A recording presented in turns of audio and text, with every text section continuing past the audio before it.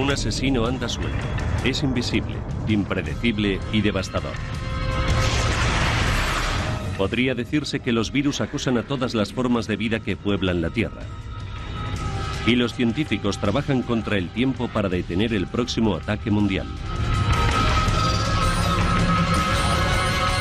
Virus letales.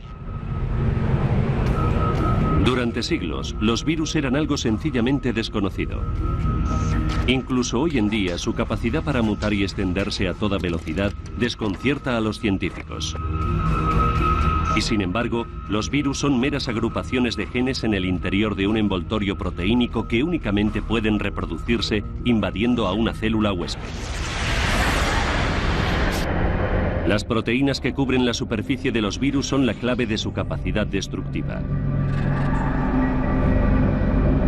Las proteínas se atrincheran en el interior de las células de los organismos vivos y usan sus propias moléculas de ADN y ARN, que transportan o transmiten información genética para reproducirse allí. Los virus del ARN son los más letales porque mutan con gran facilidad. A esta categoría de alto riesgo pertenece el virus de la enfermedad conocida como SARS, o síndrome respiratorio agudo grave. Noviembre de 2002. Esta enfermedad respiratoria desconocida se extendía por el sur de China. En cuestión de meses, el SARS infectó a 8.000 personas y mató a casi 800. Los civiles vivían asustados e imploraban clemencia divina. Pero su destino se encontraba en las manos de este hombre, el profesor Yi Wan, un especialista en gripe del Hospital Queen Mary de Hong Kong. Él fue quien se hizo cargo del caso del SARS. Al parecer, el virus se transmite a través de un estrecho contacto personal, por lo que existía el riesgo de que se propagara rápidamente. La prioridad era aislar el virus, encontrar sus orígenes y precisar el modo de transmisión. El sur de China es un caldo de cultivo perfecto para los nuevos virus. La combinación de densidad de población humana y animal convierte a esta región en una bomba de relojería vírica.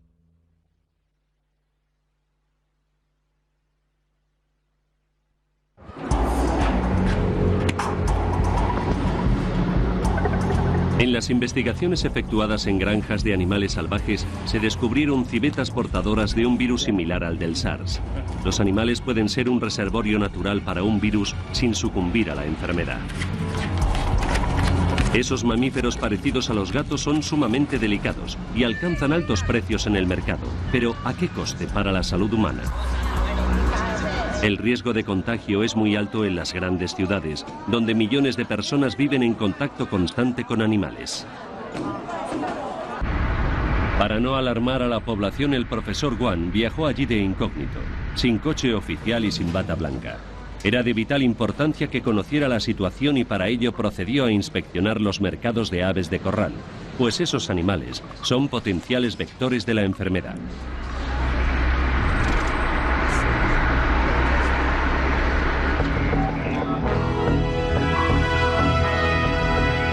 Las alertas de gripe asiática de 1997 y 2001 estaban aún muy recientes en las mentes de los chinos, que seguían luchando contra el SARS o síndrome respiratorio agudo grave. El virus y su reveladora corona de proteínas pertenecen a la familia de los coronavirus.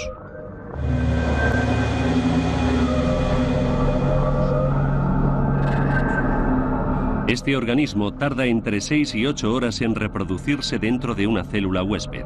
Posee una de las mayores estructuras genéticas de todos los virus de ARN, por lo que su mejor arma es su capacidad para mutar. En un primer momento, las autoridades mantuvieron en secreto la aparición del SARS. Pero luego, ante el riesgo de que se desencadenara una pandemia en todo el mundo, se pusieron a trabajar sin descanso e implantaron medidas que cambiarían por completo la vida cotidiana de los chinos. Mientras que la mayoría de la gente permanecía en casa, el profesor Wang cruzaba una y otra vez la frontera entre Hong Kong y la zona continental de China para descubrir el paradero del SARS. Y pese a su relevante condición como eminencia en SARS, también él tuvo que someterse a los controles de temperatura.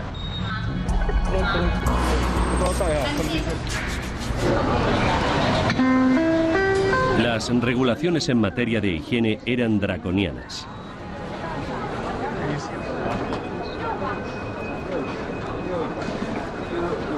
China se declaró prácticamente en cuarentena. Los principales aeropuertos examinaban a los viajeros con detectores térmicos y se interceptaba a quienes tenían una temperatura superior a lo normal.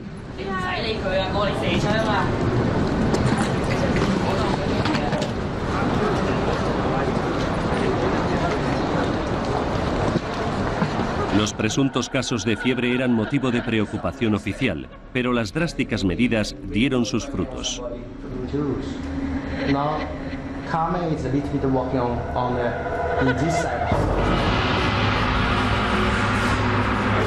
El virus dejó de propagarse casi tan rápido como empezó a hacerlo. Sin embargo, el profesor Guan y su equipo permanecieron alerta. Médicos y enfermeros tenían la certeza de que el SARS regresaría. El profesor Guan considera que el próximo brote será aún peor, ya que el virus mutará para sobrevivir. Siempre que un nuevo virus mutante como el SARS amenaza a la humanidad, los científicos vuelven la mirada a la infame gripe española de 1918. España fue el primer país en hacer públicos casos de la enfermedad, 8 millones solo en su territorio, pero aquello no era más que la punta del iceberg. Hoy, en el Instituto de Patología de las Fuerzas Armadas de los Estados Unidos, el profesor Jeffrey Taubenberger trata de garantizar que no vuelva a producirse una catástrofe igual. Lo que sabemos en estos momentos es que probablemente todas las personas vivas en el año 1918 respiraron el virus de la gripe, aunque solo entre la mitad y un tercio enfermaron. Eso sí, un elevado porcentaje de los enfermos falleció a consecuencia de la gripe.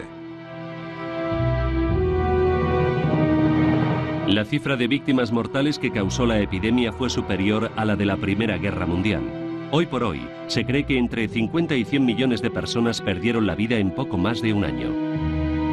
Los enfermos se ponían azules, los pulmones se les llenaban de fluidos y literalmente se ahogaban en cuestión de días, a veces incluso horas. Casi la mitad de las víctimas estadounidenses en la Primera Guerra perecieron de ese modo. Y en aquel momento, nadie sospechaba de un virus. Las claves del misterio de la gripe española se encuentran en los archivos de las Fuerzas Armadas estadounidenses. Allí hay diminutos bloques de parafina en los que se conservan millones de muestras de tejidos procedentes de víctimas de la enfermedad.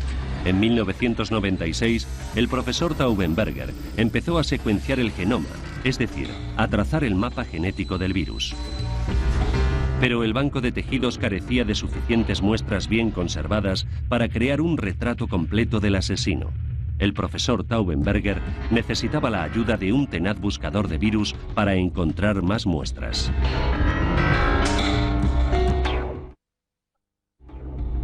El doctor Johann Hultin, un patólogo forense ya retirado, se unió a la investigación del profesor Taubenberger sobre la gripe de 1918.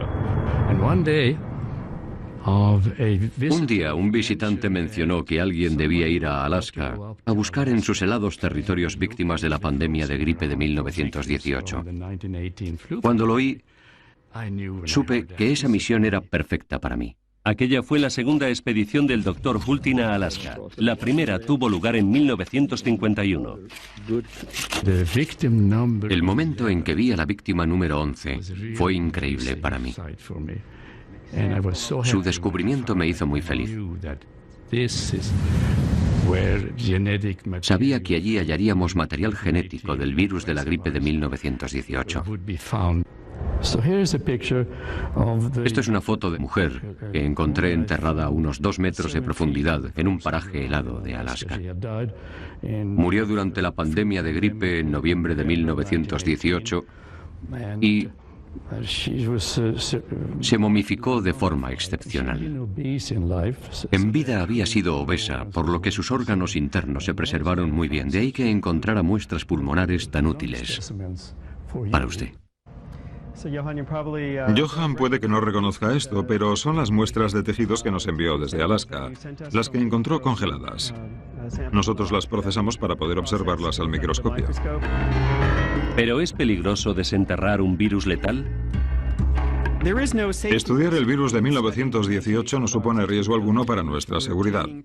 Estamos extrayendo diminutos fragmentos del virus de la gripe de tejidos pertenecientes a personas que murieron a causa de esta enfermedad hace 80 años. Y en esos tejidos no queda ningún virus vivo.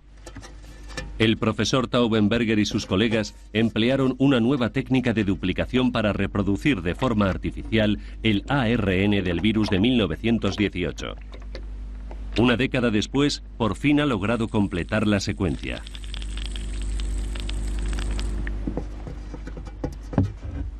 El análisis de los genes y las proteínas revela leves mutaciones que quizás bastarán para permitir al virus burlar al sistema inmunitario humano.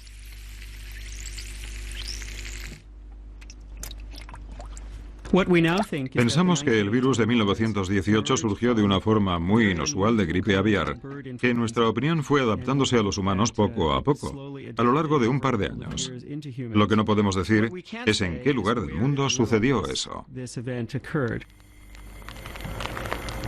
La mayoría de los virólogos cree inevitable que se desate otra pandemia de gripe, lo cual plantea la siguiente pregunta: ¿podría predecirse? La región de la Camargue, en el sur de Francia, es un laboratorio natural para el estudio de los virus. En este lugar, las aves migratorias, sobre todo las acuáticas, ponen a disposición de los científicos un enorme reservorio móvil de gripe. Los virus se reproducen en el intestino de los pájaros y son excretados en sus deposiciones. Hoy, los científicos de la Escuela de Veterinaria de Lyon van a trabajar sobre el terreno. El doctor Philippe Sabatier se encuentra al frente de la expedición y a una hora muy temprana de la mañana tiene una cita con las aves migratorias procedentes de África. Sin embargo, las primeras en llegar no son las que él esperaba.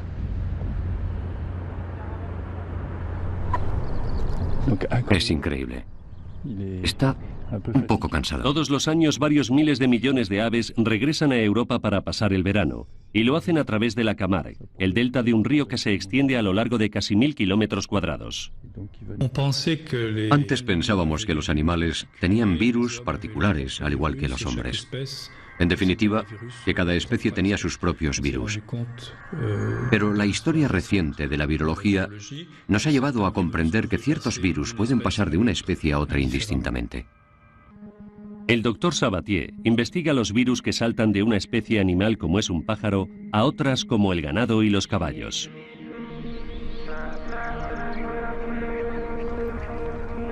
Los granjeros locales ayudan a los científicos a efectuar un seguimiento de los animales para poder controlar los virus aviares.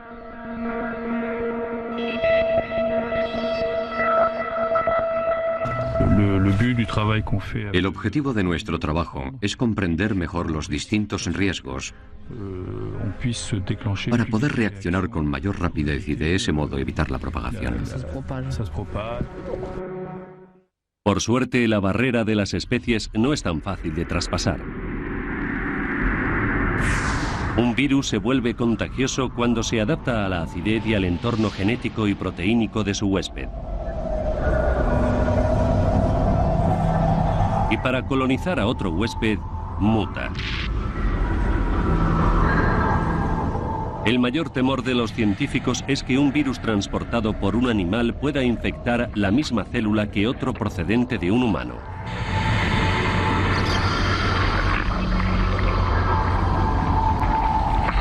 El material genético combinado produciría miles de híbridos virales. Y esos mutantes podrían convertirse en temibles asesinos. La gripe española y el SARS bien podrían haber mutado de este modo. Pero el doctor Sabatier cuenta con un aliado en la búsqueda de virus. Su mejor espía es Antonio Weil, director del programa de Ciencias de la Vida del Centro Nacional de Estudios Espaciales francés. Los satélites de observación de la Tierra nos permiten estudiar el entorno, la vegetación, el suelo y el agua, todos ellos factores cruciales para el desarrollo de los virus. Su misión consiste en evitar que se materialicen los peores escenarios posibles, dignos de las mejores obras de ciencia ficción, como La amenaza de Andrómeda, de 1971. Está creciendo. ¿Qué demonios haces? Apago el oxígeno para exponerlo al aire de la habitación. No, Andrómeda está en el aire. Experimentad con vuestras vidas, maldita sea. Andrómeda se extenderá por todas partes y nunca podrán deshacerse de él. 5 minutos para autodestrucción.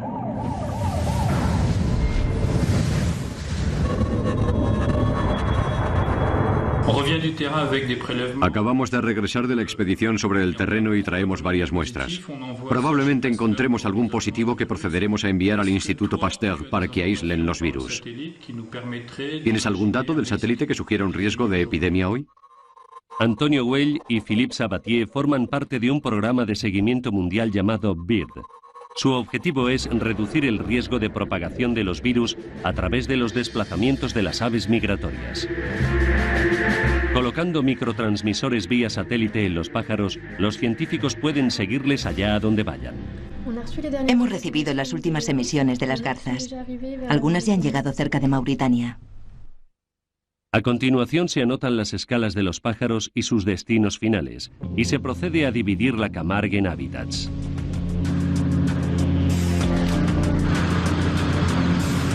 Las imágenes del satélite se cotejan con estudios aéreos de distintas especies de aves y sus poblaciones.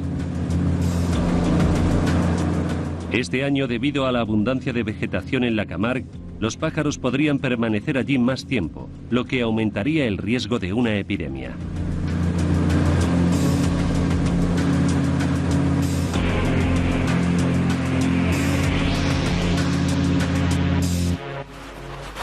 Controlar los movimientos de los gansos será complicado. No se muestran muy dispuestos a colaborar. El doctor Sabatier quiere saber más sobre las pautas de su migración. El problema es colocar el transmisor.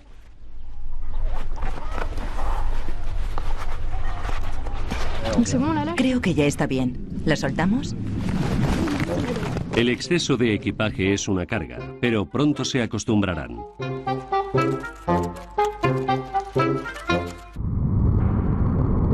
No todos los virus necesitan a los pájaros para desplazarse. El hombre es el vector de la viruela.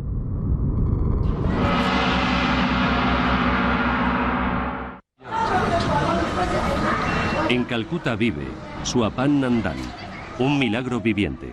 Contrajo la viruela siendo un niño. Todas las noches reza a Shitala Mata, la diosa de la viruela, para que le perdone la vida.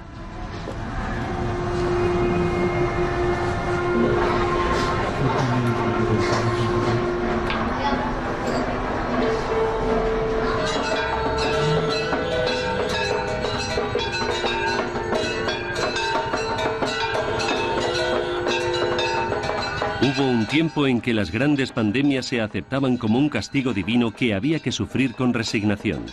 India fue uno de los países más afectados por la viruela.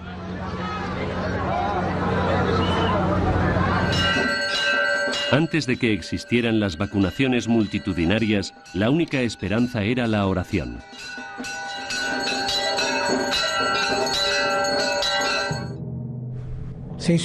Entonces no había cura para esta dolencia y los enfermos padecían grandes sufrimientos a causa de las pústulas. En un intento de encontrar cierto alivio, se envolvían en hojas de plátano que refrescaban el cuerpo y calmaban los terribles dolores de la piel.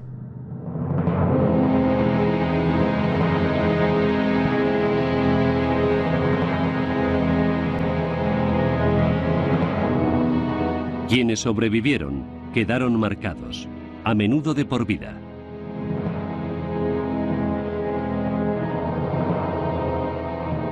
Un indio que hizo algo más que rezar por las víctimas fue el doctor Yaladi Kumar Sarkar.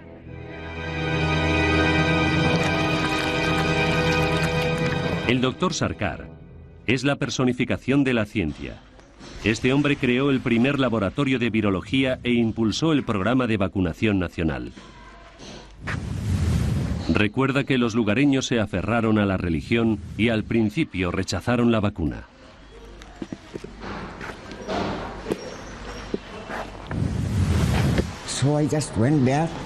Entonces fui allí y les hablé durante un buen rato como si fuera un orador. Les dije, ¿por qué creéis que hemos venido hasta aquí? No por mí, sino por vosotros. Queremos protegeros. Y cosas así. Después de la conferencia accedieron. En los años 60, la Organización Mundial de la Salud lanzó una campaña mundial para la erradicación de esta enfermedad. En 1975, India se convirtió en uno de los últimos países en acabar con la viruela. La historia de esta enfermedad es larga y dolorosa. Los chinos trataron de vacunarse contra ella ya en el siglo VIII. Se autoinmunizaban inhalando un polvo elaborado con costras infectadas de víctimas. Más tarde, en Europa, ese mismo polvo empezó a administrarse efectuando una punción en la piel, método conocido como variolización. Fue el primer paso en la guerra del hombre contra todos los virus. Durante su último siglo en la Tierra, la viruela mató a más de 500 millones de personas. Otras varias decenas de millones murieron a causa de la rabia, la fiebre amarilla, la gripe y, por supuesto, del VIH, el virus del SIDA. Esta es una guerra defensiva en la que el sistema inmunitario humano necesita un arsenal de armas siempre cambiante. Cada mutación que experimenta un virus supone una amenaza distinta para nuestro sistema inmune.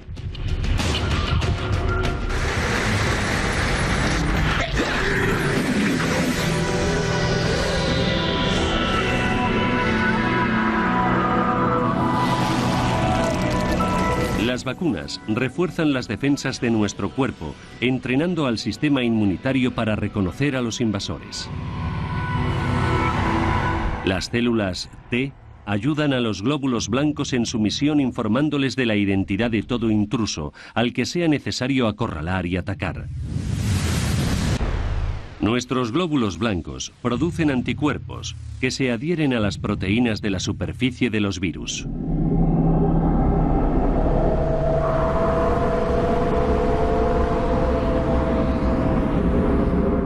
De ese modo, neutralizan al enemigo y acaban con él.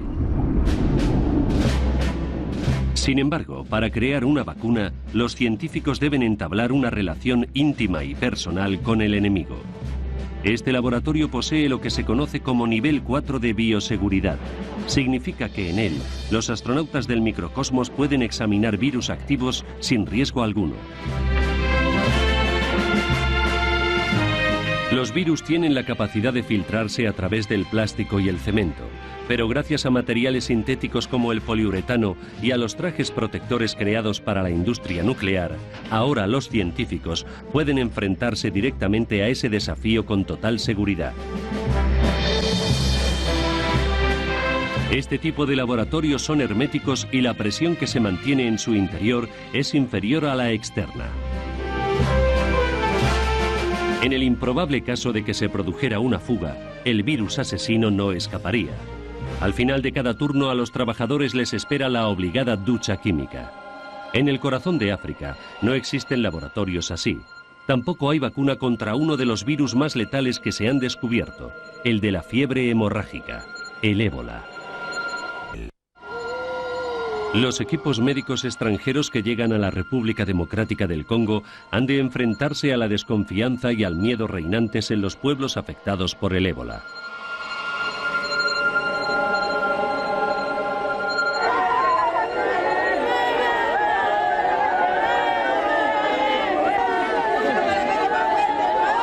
El doctor Eric Leroy, un virólogo del Instituto de Investigación para el Desarrollo del Gobierno francés, o IRD, acude al lugar lo antes posible.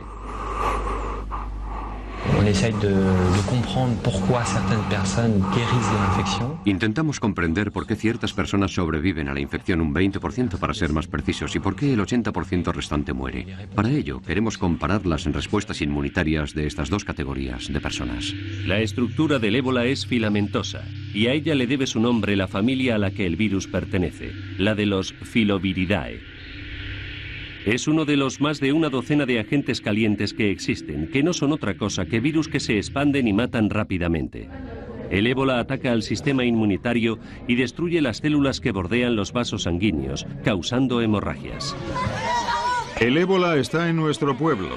Cuando veáis llegar a las enfermeras, no las amenacéis. Están aquí para salvar a la gente del ébola. Y es importante que aquellos que hayan huido a las selvas regresen al pueblo. En las selvas viven muchos animales y algunos transportan impunemente la enfermedad.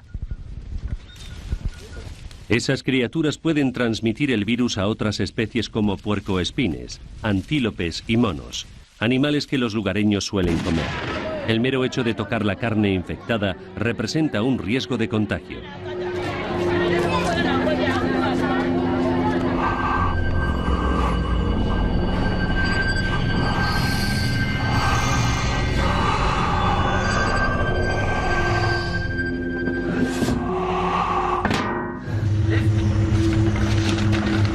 El ébola se transmite por contacto físico y mediante la exposición a los fluidos corporales de las víctimas.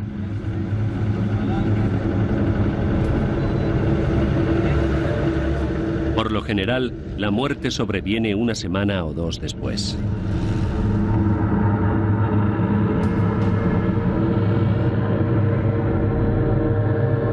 Los voluntarios entierran a los fallecidos con gran cuidado, ya que temen por su propia integridad. Los pueblos se ponen en cuarentena para interrumpir la cadena de contagios. ¿Sabías que la zona estaba en cuarentena antes de marcharte a...? Sí, lo sabía. ¿Y por qué no viniste a vernos? Queremos salvar las vidas de todos, y si estás enfermo y te vas a una ciudad tan grande como Brazzaville, será el fin, porque Brazzaville también caerá. Los equipos locales de enfermeros se toman muy en serio su formación. No en vano suelen ser las primeras víctimas.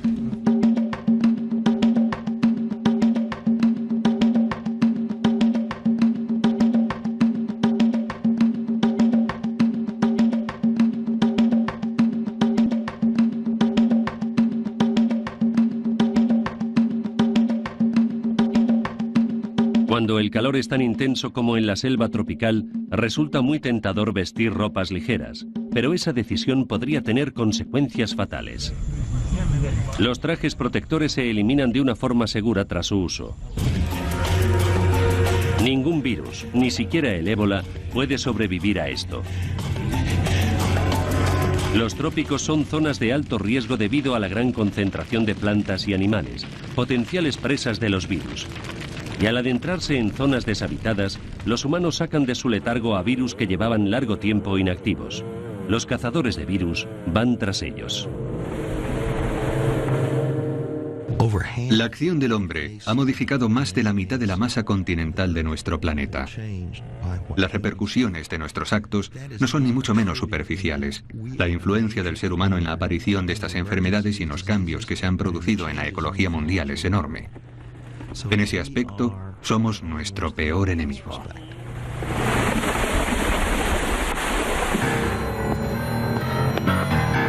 El profesor Peters, de la Delegación Médica de la Universidad de Texas, es el padre de todos los cazadores de virus y fue el descubridor de un enemigo desconocido hasta entonces. El virus Nipah se descubrió en Malasia en 1999.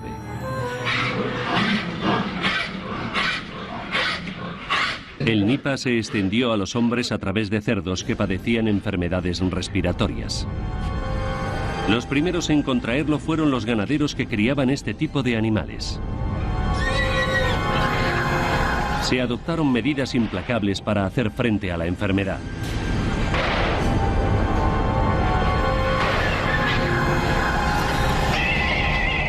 Un millón de cerdos fueron sacrificados.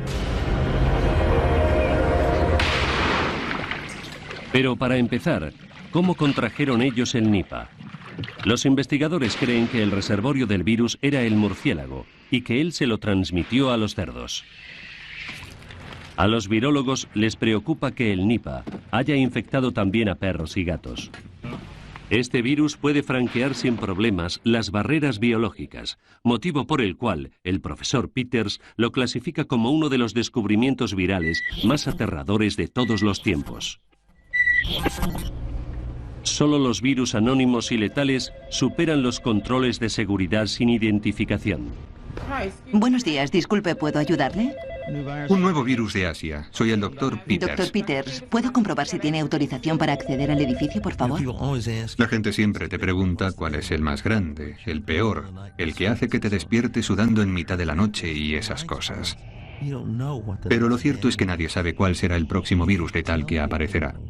Lo que sí podemos afirmar, en cambio, es que los peores virus son aquellos capaces de transmitirse de persona a persona. Ese es el grupo de virus que más nos preocupa.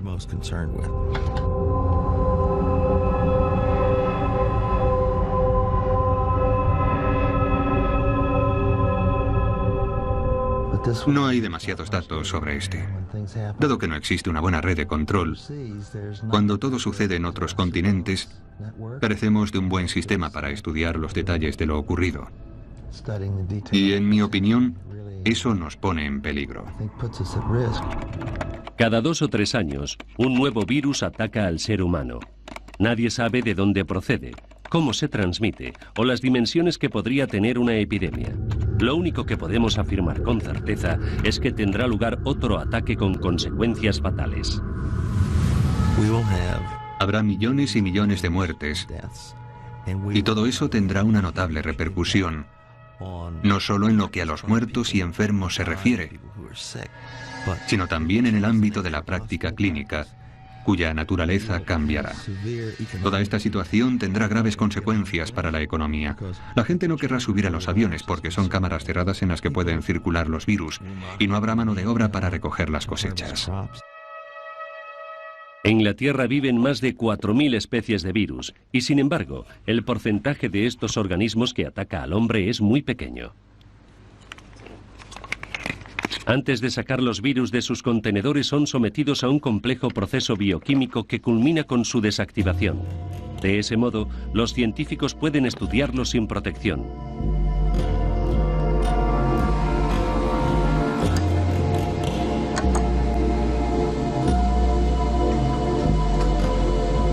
Incluso los cazadores de virus más experimentados temen el momento de la verdad.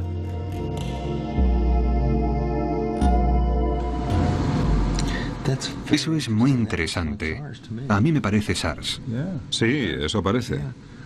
Sí, echemos un vistazo a la micrografía para asegurarnos. Sí.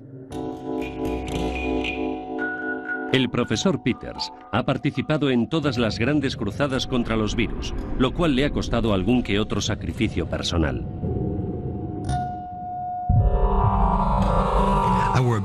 Llevé barba durante 20 años, pero en junio de 2003 decidí ir a Taiwán para trabajar en el brote de SARS. Y comprendí que tendría que ponerme una máscara que se ajustara muy bien a la cara para mantener a raya las partículas y protegerme. De modo que, adiós a la barba.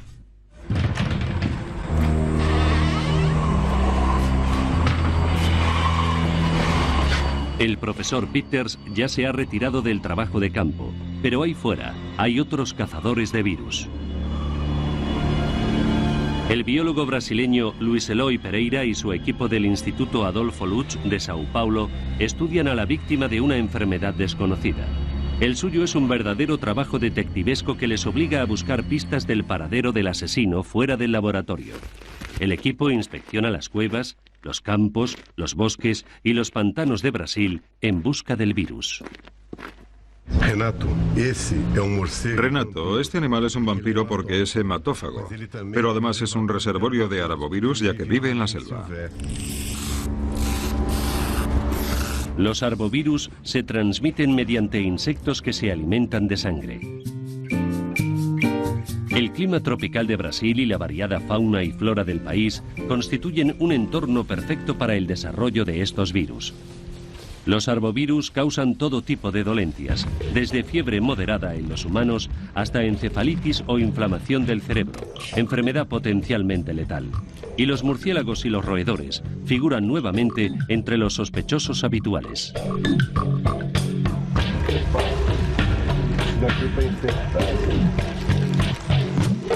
Cientos de los arbovirus conocidos acechan en Brasil.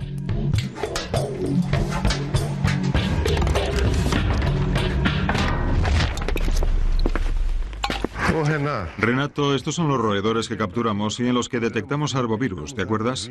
Voy a dejar esto aquí en la estantería para su identificación, ¿entendido? Sí.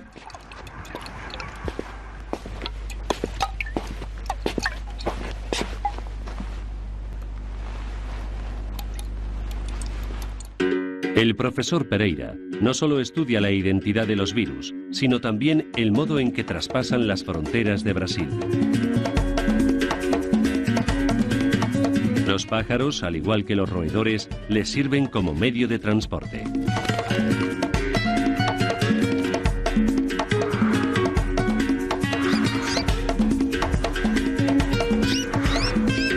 Brasil es un vasto corredor lleno de aves que migran de un hemisferio a otro.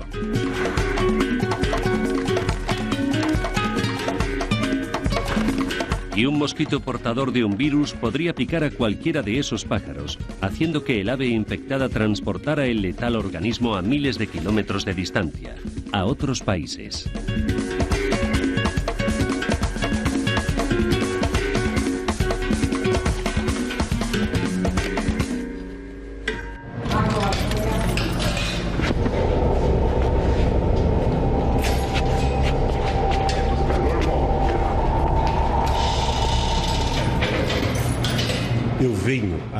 Llevo 35 años cazando virus. Mi equipo y yo hemos conseguido aislar científicamente 25 nuevos virus como el Rocío o el San Luis.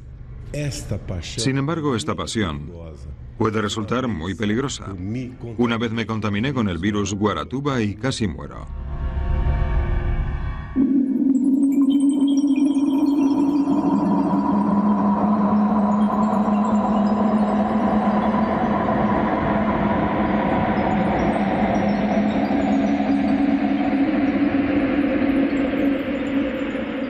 Todos los años, el Instituto Adolfo Lutz realiza pruebas con 30 muestras virales procedentes tanto de animales como de humanos. Hasta que se inventó el microscopio electrónico en los años 30, los investigadores tuvieron que trabajar a ciegas, pues los virus, a diferencia de las bacterias que pueden verse a través del microscopio de luz óptica, son tan pequeños que es necesario ampliarlos decenas de miles de veces. E incluso así, de las proteínas de su superficie no se aprecia más que un vago perfil.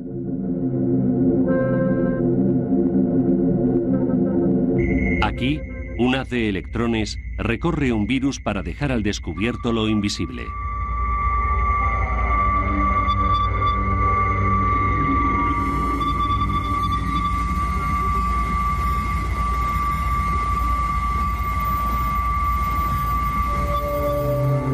El grosor de un cabello humano es de 1/100ª de milímetro, el de una espora de moho de varias milésimas de milímetro y el de una bacteria de 1 sola milésima de milímetro. Es el mundo de los virus. El de la viruela es uno de los más grandes con sus 2 10 de milímetro.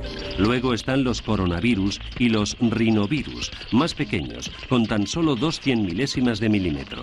Estas cifras que nos nublan la mente son vitales para virólogos como el doctor John Ives Sgro. Para un observador experimentado, esos números desvelan los primeros secretos de una galaxia desconocida.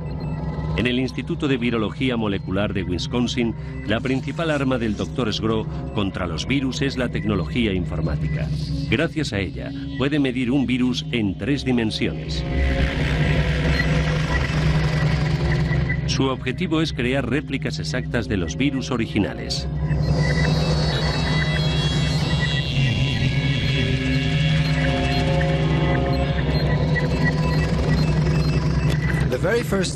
Para mí, ver por primera vez la imagen de un virus en la pantalla fue algo muy emocionante. De repente, a partir de todos esos grupos de números que normalmente no significarían gran cosa para nadie, cobró vida este nuevo mundo al que nadie había ido antes. Un nuevo mundo con montañas, valles y cañones que podían trazarse en un atlas tridimensional de todos los virus.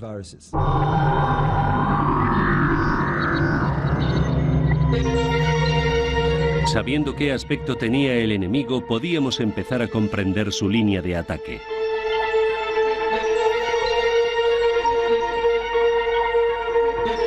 Pero entonces entró en escena un virus excepcional que eclipsó al resto.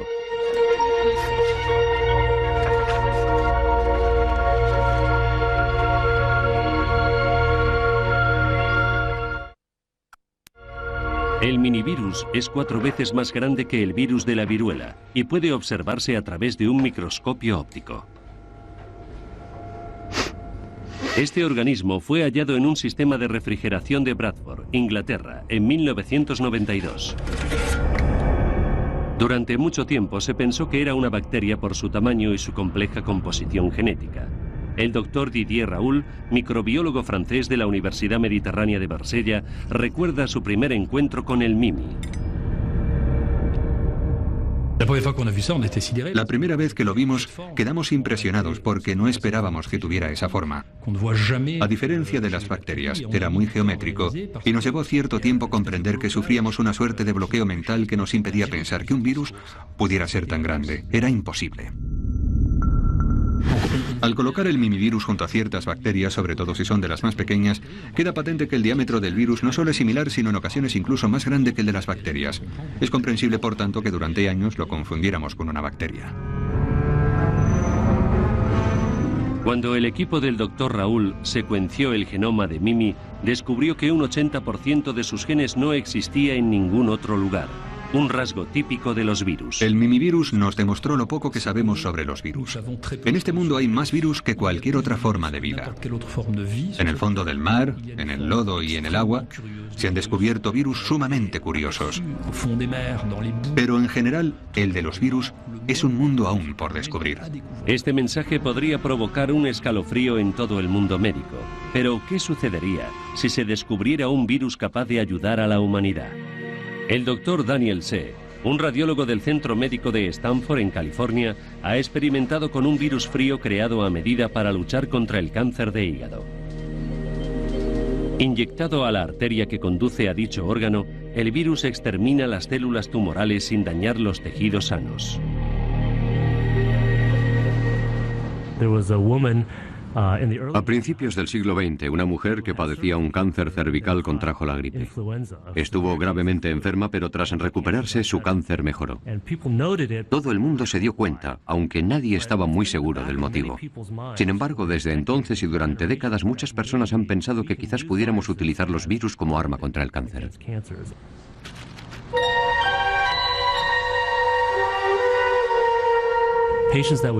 Pacientes a los que no dábamos más que unos meses de vida sobrevivieron como media un año más. No estamos ante un milagro, ya que la mayoría de esos pacientes acabó falleciendo de cáncer. Pero si logramos prolongar algo su vida. Estas son las imágenes del TAC de un paciente al que se aplicó un tratamiento con el virus Onyx. Cuando se tomaron estas placas, sufría un cáncer que ya se había extendido al hígado. Todas esas zonas negras que se aprecian en el órgano son tumores. 7 meses después de iniciar el tratamiento con el virus Onyx, realizamos un TAC de seguimiento y las imágenes revelaron que la mayoría de los tumores había desaparecido por completo. 7 millones de personas mueren de cáncer todos los años. Quizás algún día un virus común pueda curarlas.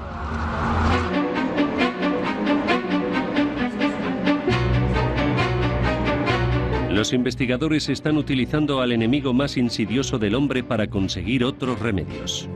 El profesor Anthony Van Den Pol, de la Facultad de Medicina de Yale, aplica el comportamiento viral al cerebro humano.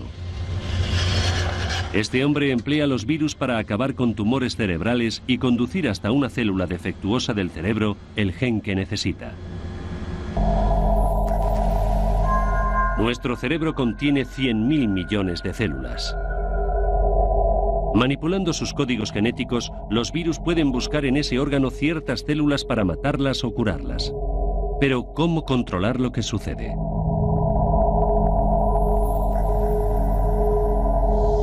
El profesor Van Den Pol marca los virus con los genes fluorescentes de las medusas y luego los sigue en su carrera de obstáculos a través del cerebro hasta la célula objetivo.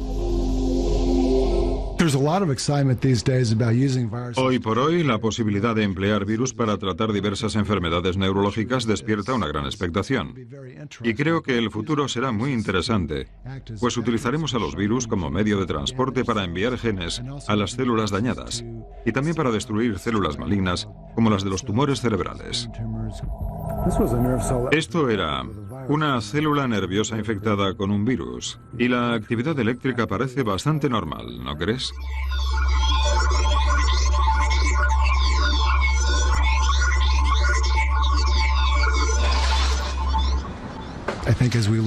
En mi opinión, cuanto más sepamos sobre los virus, sus códigos genéticos y su comportamiento en el interior de las células, más cerca estaremos de poder utilizarlos en nuestro beneficio. Si los virus pueden destruir células tumorales ubicadas en el cerebro y prolongar la vida de las células sanas, quizás también sean la respuesta a la eterna juventud.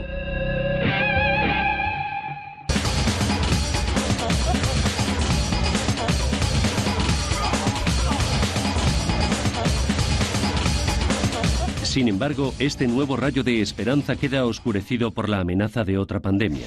¿Son capaces los científicos de vencer a las miles de nuevas cepas víricas que podrían brotar en cualquier momento? Mutaciones virales como el VIH, que evolucionan millones de veces más rápido que los humanos, obligan a los laboratorios a pelearse por las vacunas.